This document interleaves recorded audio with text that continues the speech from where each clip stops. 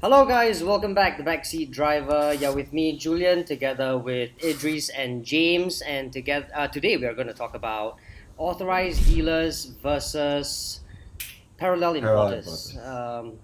Whom should you buy from? Idris, what do you have to say? Well, who should you buy from is well, to me, you shouldn't choose between the two. You should always weigh between the options of the two because both PIs and ADs have very good things to offer. PIs, for example, they are well, they can offer a very good deal compared to ADs, but ADs, of course, have the support and the backing in terms of after sales and the like. So, what do you think, James? I don't know, man. I think ADs and PIs both have their pros and cons, and you gotta weigh them out. So, I think we gotta talk about some of the pros and cons of ADs first. Okay, let's do Um, ADs. yeah, let's do ADs. So for ADs, they will, from what I understand, lah, like they will swap out your defect parts if your car has a reported defect. I think this is a general recall program, right? Yeah. Okay, that's the Yes. proper term Mm. for it. Yeah. Yeah, So recall program. Yeah. So unlike PIs, I mean, they only have a limited range of product offerings. Like, cause PIs can have cars from different brands, from different makes and models of cars, and they can have like a wide inventory of cars. But ADs, they only have a small product offering, like maybe like five, six cars, for like Honda, for example. So if there are tons of people buying the same car, right? And if there's a problem with a car, everyone will be chances are everyone will be experiencing the same problem, correct? So it is we have to do something about it lah. That's actually a good point. I don't know. Have you experienced any of that in your life, like a defect in Uh, your car? Recall programs. I think I've gone through a few, Mm-hmm. and I think my car still has to serve one more right after the circuit breaker. But we can't do it now. Mm-hmm. Um, but the thing is, parallel imported cars have also gone through recall programs, and I've not heard of many issues because I think in most cases the authorized dealer actually takes up actually helps out and allows PI owners to do the recall program. I think the Takata back recall, airbag recall, for example, is a situation But if you're getting a recently. PI car and then there's a recall, will you have to pay for the parts? Yes, that is right. So, from what I understand, back then with the Mm-hmm. Takata back recall, you could either choose to disconnect your airbag or replace it. And if you want to replace it, it is a added cost. But these cars are out of warranty also, and Right. although I think the issue is really that the airbag was going to be more dangerous if it was active than if it was switched off. Right. So yeah, so Julian, have you heard of this Takata? If you talk Yeah, about yeah, recalls. yeah. From what I understand, because my car is involved with the whole Takata airbag fault. From what I remember, car motor wasn't actually going to do the change. I think it took a while before they actually could do it because my car, that specific model, was only a PI. It's a PI only model. So car motor didn't bring that model in. So they were a bit hesitant at first. It was only through connections and through, requesting did one of the previous GM assisted some owners to actually change the airbags. I But see. from what I understand, I mean, I knew Garage R was actually doing some of the changes as well, right? Yes, I think Garage took up sort of offered that owners of cars which had issues with their airbags to, Mm, I think, replace it or disable it. yeah, And I might be wrong. I think it was a cost option. But right, recall right. programs in general are things that dealers have to fulfill, and Of this course, is of course. under LTA because for you to find out if your car has a recall or is going through a recall program, you can use a LTA service, I think, to check your car if your car has a notice on it. But if your car is going through a recall program, they will send a letter to the registered owner. That's for sure. This is Yeah. I think this is LTA's guidelines when it comes to recalls, especially global recall programs. This for sure. Okay. Yeah. Okay, so I think enough of this. This is just like point one. We need to move on. Point two. So another pro of ADs that I feel is that ADs are very reliable. You don't need to worry about them closing down and going out of business like some PIs. You know. Discuss. Well, I think if you buy a car from a PI which has VAC ready stock and you're gonna get the car that is going to be delivered by perhaps in a week or two, then if really the PI is going to close down within those few weeks, then I guess you're out of luck. But I would think that the cost savings and also the different specifications you get from a PI can outweigh the associated risk of buying from PIs. And to be honest, this has, or rather the problems that PIs have or notorious for has only happened a few times. It's not massive. It's not like a PI dealer closing every other day of the week. Yeah, of course. And let's be honest, ADs also do close down.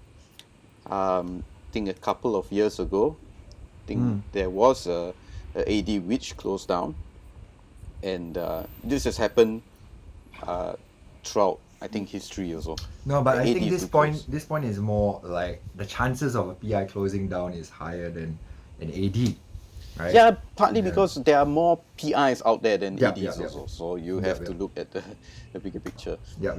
Yeah. I don't know. I've got a completely different mentality between from the both of you. I think PIs or ADs don't really matter. I mean, it's like going shopping, right? I mean, if you want to buy from, it depends on whether or not you want to buy from a well-known PI or a dodgy PI, or a PI whom you have never heard before, or that you have never heard of before. There are a lot of PIs in the industry that are that's got a very good reputation, are very trustworthy. Personally, it doesn't matter whether or not you buy from a PI or from an AD, because for me, it depends on what car I'm getting. So, for instance, the PI only brought in very cool cars. I thought it was cool, like the N Box and the Hustler, Suzuki Hustler and the Honda N Box Slash. PI also brought in only the JDM Type R. So I'm not too sure if there are disadvantages or advantages between buying a PI or PI, but mine is just a completely mentality and perception from the both of you. Yeah, I mean, I think I said earlier that I can't really pick between the two. I think it's always wise to shop around and look at PIs as well as ADs, especially if the PI offers the car that you're looking for. Which brings me to my next point, which is modifications. I feel that PI warranties, like workshop warranties, they are more lenient, or they close one eye to modifications as opposed to ADs. What do y'all think about that? I think that differs from AD to AD, right? I think I know Honda is quite lenient on modifications, but other ADs, even if you change the wheels, and that's it, you're done with your drivetrain warranty or stuff like that. It's not really necessary. Yeah. PIs also, I think some warranty workshops are like, if you touch the car, then that's it, your warranty is done also. From what I understand, I mean, generally, like, I think if you don't do, for PIs, like, if you don't do any, like, tweaks to your engine or your gearbox and stuff, I think they are more or less fine with it. I think in general, more or less, most PIs, once you touch a car, once you try and do some slight modifications to your car, I think they will hop on that opportunity to say that your warranty is void. Oh, okay.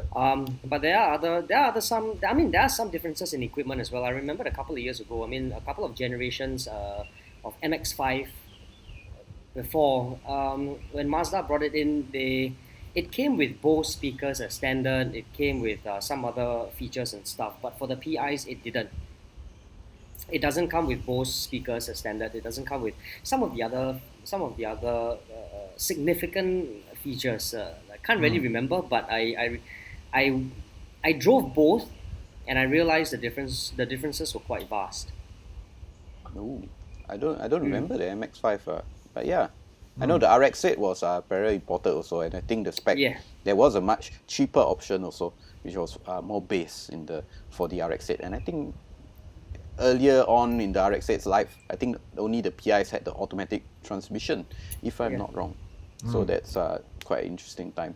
yeah, Yeah, yeah. but in But terms of support, I think things have been changing also. If you talk about like after sales support, since we are on that topic, I think PIs are offering much more in terms of after sales and warranty support. And for example, I think one of the workshops that offer warranty programs for PIs is MBM Willpower. And if you look at MBM Willpower, it's quite amazing. The level that they're doing things are almost like a AD already, and their waiting launch is probably even better looking than any other AD out there. For people who want that kind of support, that kind of trust, and the ability to just throw your keys at the counter when you go for service, then I think if you get something like MBM Willpower as your warranty workshop, then there you go. I don't know, but like, wouldn't you agree that PIs offer you a lot more freebies as opposed to ADs? Like, when I bought my car, the guy offered me free magnetic handphone holder, solar film, door visors, LED lights at the back of the car, and sports rims. So like you can't get those kind of deals from an AD, right?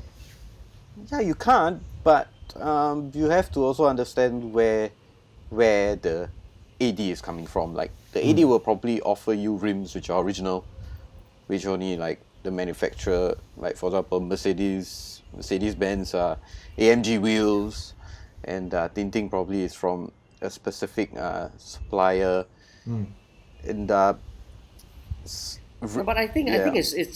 they have limitations for authorized dealers.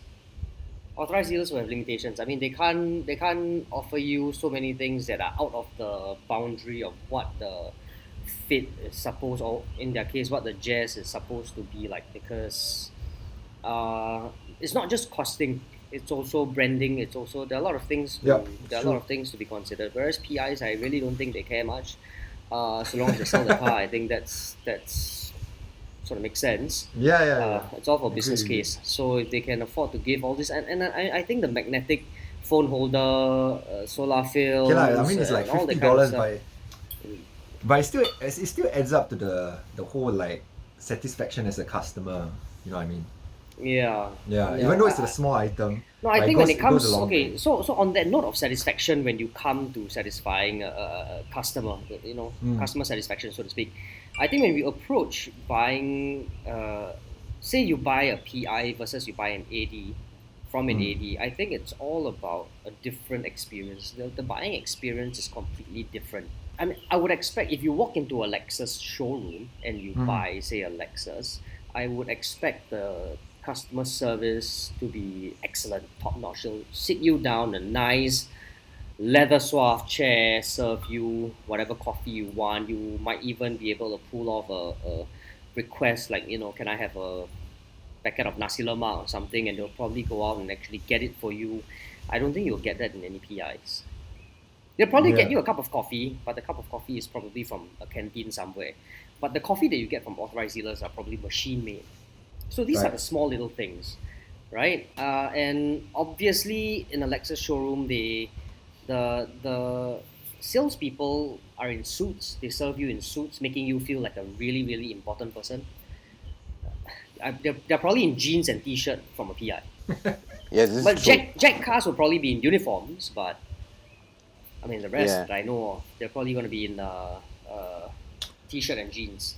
yeah. Another difference that I don't really like that between PI and ADs that PIs don't practice is that they don't allow people to test drive their cars. Yeah, Yeah, because it's added because cost, right, to register a yeah, car or put a trade plate on a car just for a customer to drive, and that car has to be sold. I think, but that's the reason why it's more of cars from PIs are usually cost much lesser because they yeah. don't have as much overheads. They don't have to register cars for test drive and pushing out cars to media like us to drive. No, but Yeah, lah, I think not being able to test a car is quite it's quite a deal breaker for me. yeah. Yes, but a lot of Unless you people. know what sort of car you're buying. Like I mean, unless you're buying the sort of car your friend already has and you've driven that car before, or you've seen that car so many times on the road that you know that okay this is reliable, or you know it came out somewhere that you read so many times and it's always good reviews. Then yeah, you know probably that's just kind of a safe bet. And usually that'll be Japanese lah. But I mean, you know, that's just me. But there are some people who go to ADs to test drive the cars, find out the spec, find out the price, and Yeah. go to the PI and No, that's smart. That's a smart way of doing things yeah, also. Lah. get things sorted. But speaking of the experience, Julian, you mentioned, I agree. ADs have top-notch experience, Yeah. but PIs are getting there. I think Cars and Coffee, for example, as the name suggests, they actually do serve Very good like coffee. barista level coffee. I think Yeah. they do have a barista every day who's sitting But there. that's also an exception. I think that's It really is. an exception. I think Cars and Coffee is one of the very few PIs who I would say specializes in gourmet cars and gourmet services. This. That's right. Yeah, so that's just an exception. But what do you guys think? I mean, if given a choice, would you buy a car from a PI or would you buy a car from an AD? Let's just say an Altis. Would you buy an Altis from a PI or would you buy an Altis from an AD? Like an Axio, right? Mm. Instead, I think the Corolla Axio. To be honest, if I'm really just stuck on the Corolla, I'll probably buy an Axio from PI because I think the Corolla is a very trustable brand. It is a Toyota, and I don't think I will really need the support from an AD, for example. Yeah, And unless you're buying an Alpha lah. yeah, unless you're buying something. I do have a story on buying a car from a AD, but I'll get to that.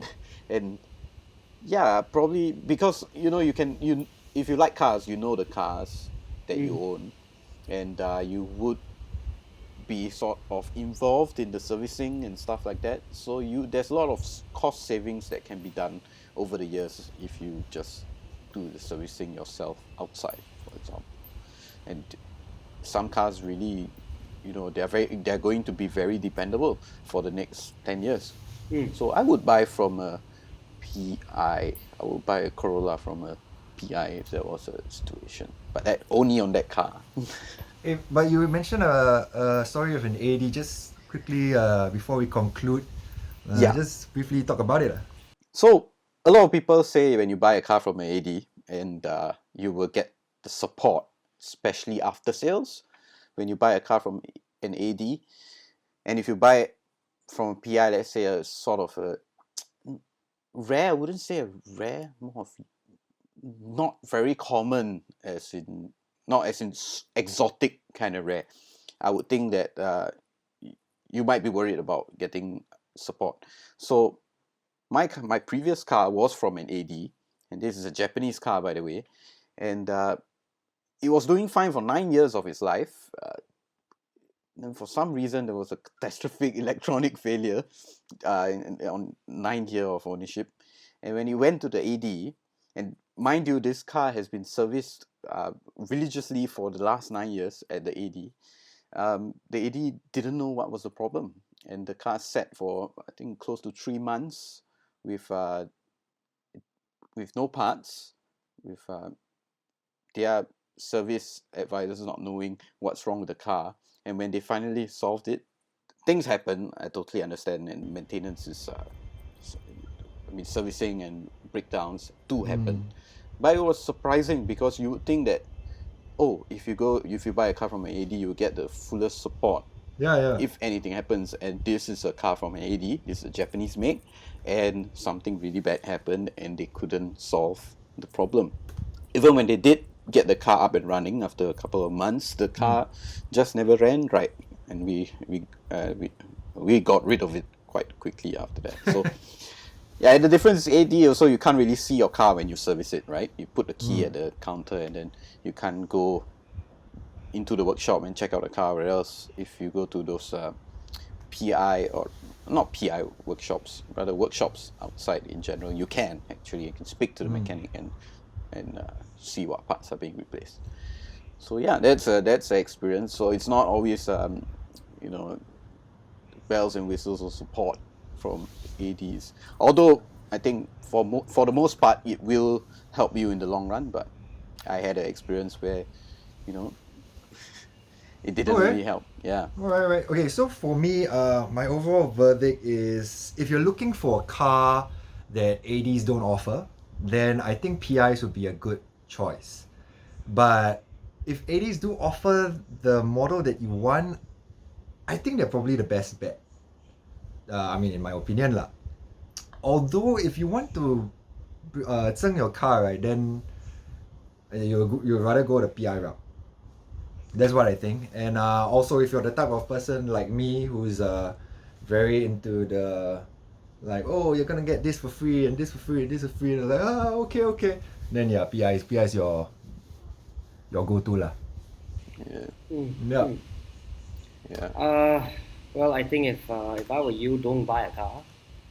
That's all I can tell you. But if you really need to have a car, I would say depends on what model you're looking for. I would just go for authorized dealers just to be safe, because more often than not, the car models that you are looking at, more often than not, the ADs will also be carrying it. It only depends on when they bring the cars in. So the Vezel came in a lot earlier than the HRV, for instance. So if you can't wait and you feel like, this crossover is perfect for my family, then sure, I think the Vezel will work well. But if you're talking about cars like some of the cars that are only brought in by PIs and ADs are not bringing them in, then yeah, I think PIs would just be as good. I don't think there's anything to worry about. But of course, that said, please get the car from a reputable PI. That's key. That's vital.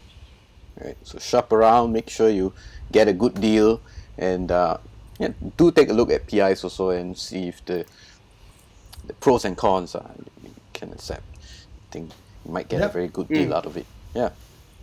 So that's our general discussion about the age-old AD versus PI conundrum. All right, man. Cool stuff. So, yep. So there we have it. That's is this our 5th or 6th episode of Backseat Driver? I don't know. I can't even tell what day is it. I'm losing count. 6. So anyway. So there you have it, guys. This is our 6th episode of Backseat Driver. Thank you for watching and following us thus far. Please do not forget to like and subscribe to our YouTube channel. And don't forget to comment in the comment box below and tell us what you would like us to cover in the following episodes. Or if you have any burning questions you would like us to cover, please feel free to ask. In the meantime, stay safe and be well. Ciao. Thanks for watching. Ciao.